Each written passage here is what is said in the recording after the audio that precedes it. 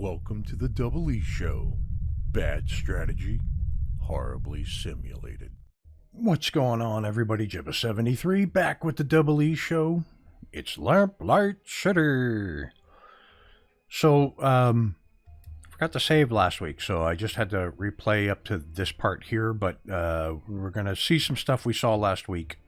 Yeah, so, anyways, we're at the Purloined Protogenes mission.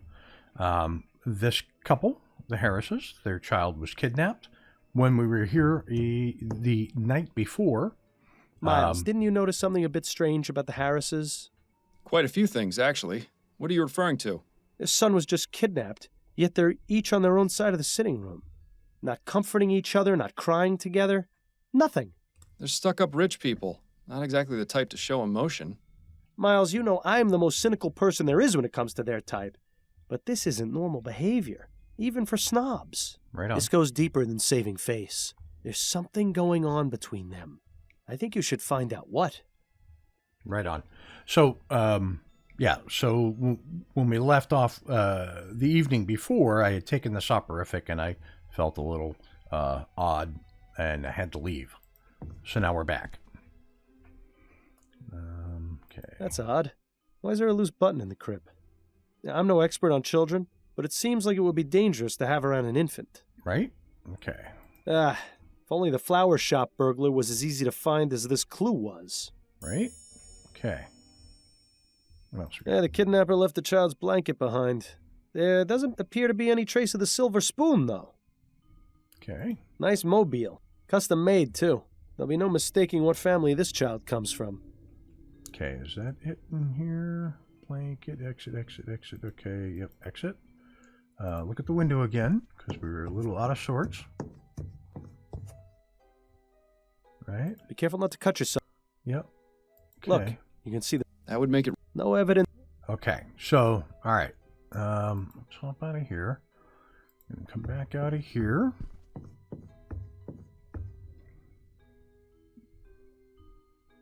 Okay, so let's talk to Malcolm. I have some questions for you, Mr. Harris. Yes, of course. I found this bit of torn fabric by the broken window. Do you know anything about it? Looks like it came from a piece of clothing. Possibly a jacket. Did the initials SS mean anything to you? Maybe? I can't really say. You'll have to excuse me, Mr. Fordham. I've got quite a lot on my mind right now. If I can think of anything, I'll be sure to let you know. Okay. I found this button in your son's crib. Does it look familiar at all? No, not at all. Do you think the kidnapper might have left it behind? It's a distinct possibility. Okay. Tell me everything you can about the kidnapping. I don't know much. I was out last night while it happened. Where had you been previously? I was out with friends. My wife can verify the time I arrived home. Wait a minute. I know this attitude all too well. This man is hiding something. Most likely from his wife. Right. I doubt his voice is from beyond the grave, so the question is, what's his secret? Tell me about your son. Charles is a good boy. Very quiet. Miriam had wanted a child almost from the moment we married. You know how women are when they have their hearts set on something. I saw no need to rush, but... Nice to know you're not the only one. Hey, Miles. The first 2 times Miriam was with child, she suffered some unfortunate accidents.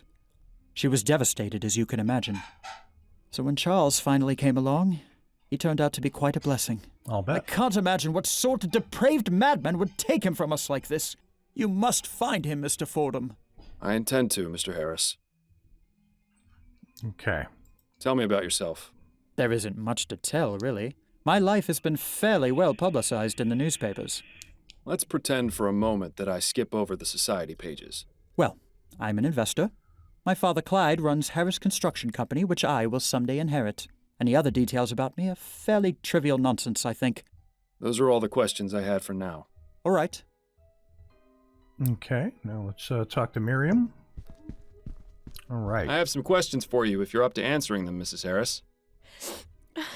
I'll try my best, Mr. Fordham. Okay. Let's ask about the I button. found this button in your son's crib. Does it look familiar at all? No, I don't recognize it. It looks like it came from some cheap coat. Is that what the ruffian who took my baby was wearing? That's what I'm trying to determine. Okay. I found this bit of torn fabric by the broken window. Do you know anything about it? No, I've never seen it before. Do you think it was left by the kidnapper? Perhaps. Did the initials SS mean anything to you? No, I can't think of anyone or anything I know with those initials. Okay. Tell me what you know about your son's kidnapping. Oh, my poor baby! Mrs. Harris, I know this is difficult, but I need as much information as you can give me so I can bring your son back. Yes, you're right. I have to stay strong. For Charles. It happened sometime between 6 and 8 last night, I think. Both my husband and I had gone out. Charles was in the care of his nanny, Mrs. Davis. I arrived home first, around 8:30, and that's when I found this scene in the nursery, as it was. And what was it you found? Mrs. Davis, unconscious in her chair, the broken window, and Charles missing from his crib. Malcolm arrived home shortly afterwards, around 9, and then immediately sent our butler, Mr. Havelock, to notify the police. We stayed up waiting for any contact from the kidnappers, but there was nothing. Your husband mentioned he was out with friends last night. Where were you? Oh, I was visiting with some of my friends. We gathered at one of their homes for a concert. It seems hiding something from your spouse is an activity both Harrises partake in. Right? What can you tell me about Mrs. Davis? Well, she's worked for us since Charles was born, a little over 6 months ago. How did you come to employ her? Malcolm's mother had a friend whose daughter she used to care for. She came highly recommended. We've never had any problems with her. She's always been a dream. Where is she now? In her room, I would guess. With Charles missing, there's little for her to do. Where might I find her room? There's a small building just around the back of the manor. Hers is the 4th door from the left. Okay. Can you think of any reason why your son would be a target for kidnapping? It could be that someone wants our money, or some lunatic who's angry about the new airship. My husband's an investor, and my father-in-law owns the company building it, you see. I just don't know, Mr. Fordham. Frankly, the fact that something like this could even happen is just terrifying. Okay. Tell me a bit about yourself, Mrs. Harris. Mr. Fordham, my son has been kidnapped and is out there alone, terrified and confused. What could I possibly tell you that would make any difference to you finding him? I suppose you're right, Mrs. Harris. My apologies if I upset you. Tell me about your son. Charles is our only child. He's such a good boy. Never makes a fuss. Always very sweet. Oh, Charles, you must be so frightened out there without your mother. Oh, please, Mr. Fordham. You have to bring him home. I'll do my best. That's all for now, Mrs. Harris. Very well. Okay. So, let's check out this bedroom. And you have the dresser. Who in their right mind would need that many drawers? Let's see what we have here. A very poorly written letter addressed to Mr. Harris. I don't suppose it's a letter of admiration. On the contrary, the author seems quite upset. Okay. This is your weekly reminder of how much I hate you. Because of you, my wife is dead. My wife was a wonderful woman, and you have taken her from me. I hope you suffer as much as I have. Arthur Devons. Right on. Nothing else of note in any of the drawers. Oh, well, at least we got to play a rousing game of Search the Rich People's Dresser. Right on. Okay.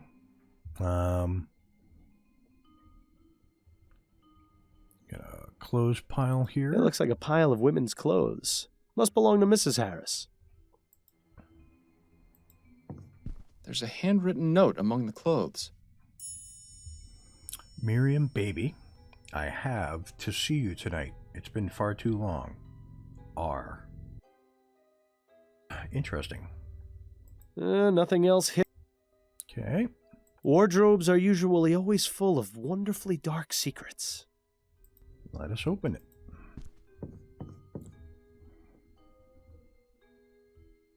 Got a case.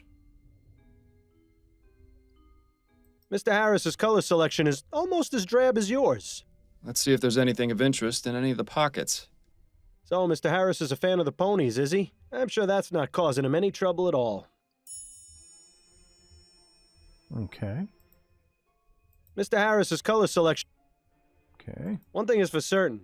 Okay. An empty suitcase. I suppose Mr. Harris must travel every now and then. An empty...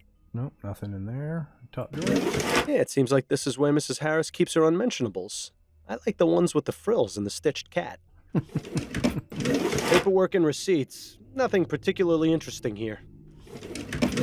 More lacy underthings. I wonder which Harris they belong to. Right? Okay. All right. Okay, so we've looked through all of that stuff. In our case book, under the documents, get the handwritten note. Torn fabric, loose button, torn bedding stubs. Stubs from the local horse racing track with yesterday's date on them. Okay. And then the handwritten note. Okay.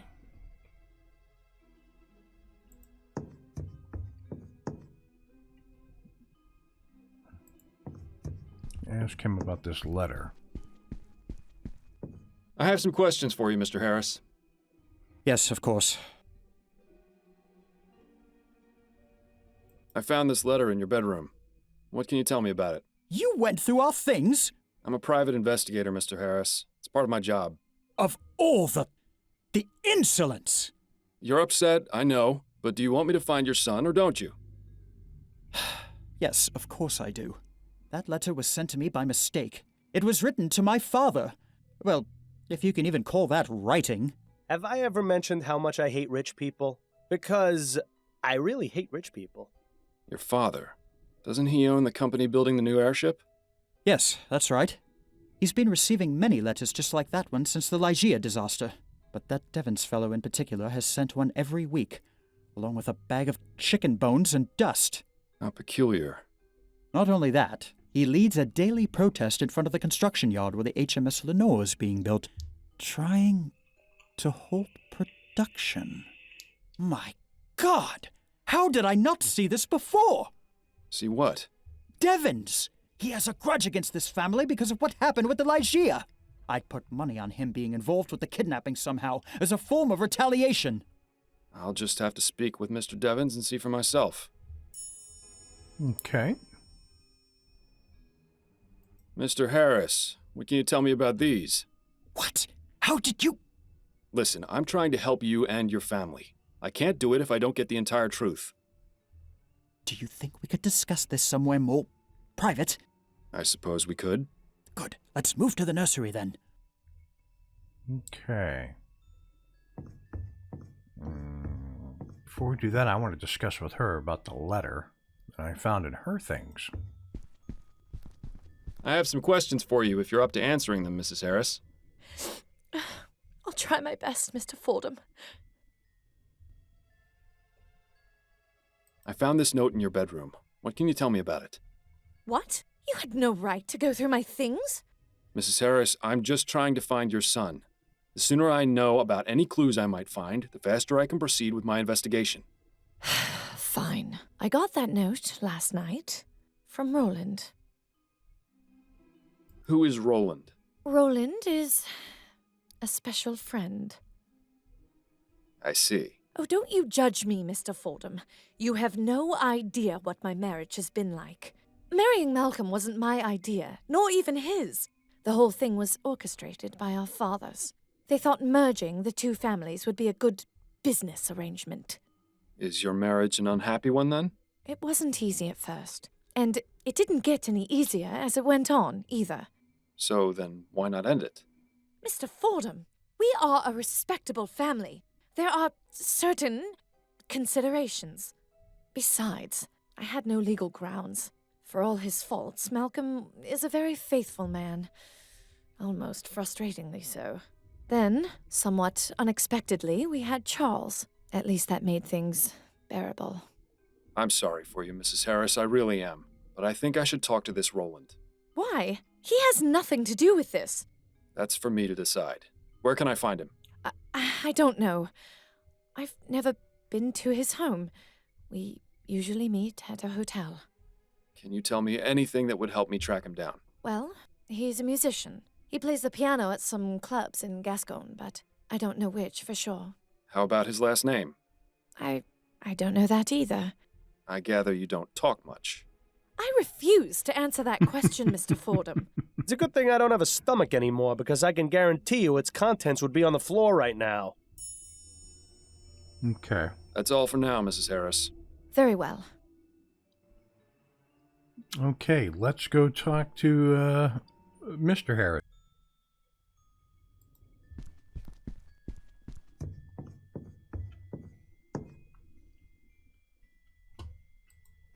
Shall we continue our conversation, Mr. Harris? Yes, of course. Now that your wife is out of earshot, tell me about the kidnapping and what these betting stubs have to do with it. Right. As I said before, it had already happened when I got home. I had just come from spending the evening at the meadows. I see. I take it your wife isn't impressed by your hobby? I promised her weeks ago that I would stop going, but I've had such a good streak lately. The last thing I wanted was to upset her further, yet it would be foolish of me to just give up on something so promising. Can you think of anyone who might want to do you harm by taking your son? Several, I'm afraid. Go on. I haven't exactly had the best of luck, Mr. Fordham. That's why this latest streak was so important to me. The truth is, I've gambled away most of my money. I've had to take out several loans so Miriam doesn't get suspicious. If she ever found out, it would be over. I can't lose her, Mr. Fordham. I just can't. Where have I heard this before? You know, things would be so much easier if people just talked to each other. Right? I've tried doing business above board, but lately I've had to seek other resources. What do you mean? I was forced to visit a lending office. The owner was a rather shady Sambo, but I figured he'd be easier to deal with than the usual sheenies that run those type of places. Can you believe this guy? Maybe we should just leave the kid be. He'd probably be better raised by wolves. Who was the owner? Mr. LeFay. I didn't bother to get his first name. His business is an abattoir row in Chumley. Horrid place. But I was desperate. You think this Mr. LeFay may have taken your son as collateral? Let's just say there isn't much those type of people wouldn't do to put a crown in their pocket. How goes the construction of the new airship? There have been some complications, but nothing we can't handle. Could you be a bit more specific? Well, I already told you about the trouble with protesters at the yard, and we're blocked pending Royal Maverick's review of the safety regulations for the prototype etheric diffusion engines. Agitators and red tape aside, we should still be on schedule to have the Lenore finished and in the air by the end of the year. But really, Mr. Fordham, what the deuce does this have to do with finding Charles? He has a point, you know. Those are all the questions I had for now. All right. If you don't mind, Mr. Fordham, I'm going back to the living room. I don't want Miriam getting suspicious. Okay, back to the doorway. Going to exit. We're back out to the map. Now, let's see what's been updated. We have Mrs. Davis's quarters, Harris Construction Yard, and the lending office. That's going to do it for this week's episode. When we come back next Monday, I think we'll go talk to this Chester LeFay, because I think that's probably our best lead. Because, you know, when you owe a loan shark money, they'll do anything short of killing you to make sure that you repay. So maybe we'll go there. But we'll see. Look, if you like what you're watching, hit the like and subscribe button down below. Tell your family, tell your friends. If you have any tips, no spoilers, put them in the comments below, because I will read them. And with that, I will catch you next Monday for another episode of Lamplight City. Peace. Thanks for watching. If you want to see more, check out the playlist above, or watch what YouTube tells you to on the right. Oh yeah, and subscribe.